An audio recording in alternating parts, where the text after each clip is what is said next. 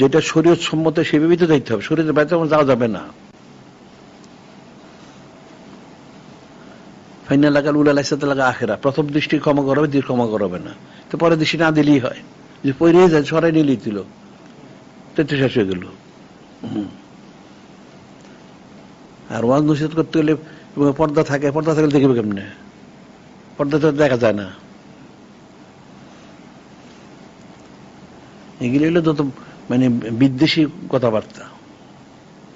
ফাসিকের প্রশংসা করলে কঠিন ইয়া, এই যে মুদেল ফাসিক গাদে বারাব্বু, এতে কোন ফাসিকের প্রশংসা করলে আল্লাহ পাক ওনার আশ্বাদিন কাঁপতে থাকে তত্তর করে, কি জানি কোন গজব না দিলে যায়। আর সে একটা কাঠটা সুদ করে যেটা ফাসিক মানে কাফের, এটা তারা সানাজিবত করে, সেখানে কি হবে? ওই এই হাদিসগুলো লিখে দিও। আর একটা যে মাওয়াক্কার সাহেব বেদাতিন ফাকাদ আনা আল হাদমিন ইসলাম, মাওয়াক্কার সাহেব বেদাতিন, কোন বেদাতিকে সম্মান করলে দিন ইসলাম ধ্বংসের কাছে সাহায্য করলো, নাউজুবিল্লাহ। ওটা তো বেদাত, তো কাফের, এটা ওটা সুদ প্রচলন করতেছে, এটা সম্মান করলে দিন ইসলাম ধ্বংসের কাছে সে সাহায্য করলো, নাউজুবিল্লাহ। মুসলমান থাকে কেমনে?